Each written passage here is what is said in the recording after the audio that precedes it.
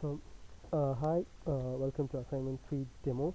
So for this demo I have used 4 markers. This is a ground marker, uh, this is the plus and minus marker for manipulating the objects, a mouse marker where you can keep track of your mouse pointer, and a transform marker which I will use to demonstrate the marker transform.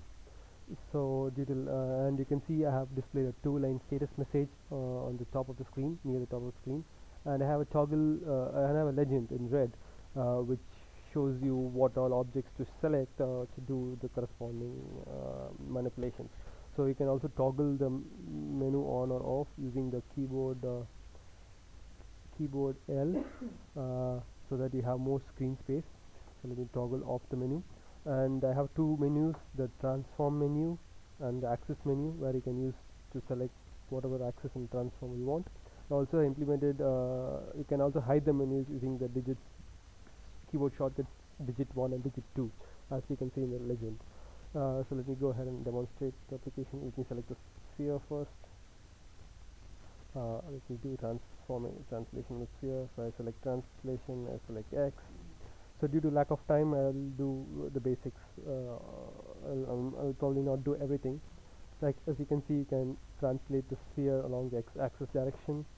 You do one more time. Let's say Z. So you can translate along the z-axis, and we demonstrate rotation for you. So I'll select the sphere. I'll select rotation. So the z-axis is selected. So this is positive rotation on the z-axis, this is negative rotation on the z-axis. Let me do one more. So let's say X. So this is positive rotation on the x-axis, and this is negative rotation on the x-axis.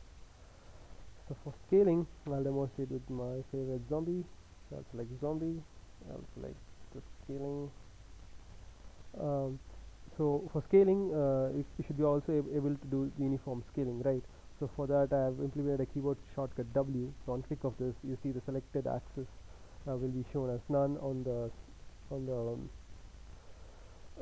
status, and the axis will be deselected. So if you now do positive scaling, it will be uniformly scaled on all the axes.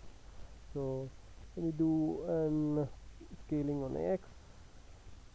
So now if you do scaling on X, you will scale. You can reduce and decrease scale or increase the scale you want. Also, so let me do one more on, let's say, Y. So here is scaling in Y, here is descaling in Y. So now let me demonstrate the marker transfer. So I'll select the marker transfer. So zombie is selected, and if I show the transform marker array like this, so as you can see, the zombie is transformed to the marker, and even if the ground array is not visible, the zombie will be visible because zombie is attached to the marker, transform marker. So once you leave the transform, and you do the transform marker, it goes back to the ground array marker. And let's say if you rotate it, the rotation and translation will be maintained. Let's say I'm rotating on Y. Now let's do a marker transfer. So now as you can see, this rotation has been maintained. So these are the features I have implemented. I'm getting close to 4-minute time. So thanks for watching, and you can reset it using the reset menu C, which resets all. So, and you can use the keyboard shortcut escape also. So thanks for watching. Bye.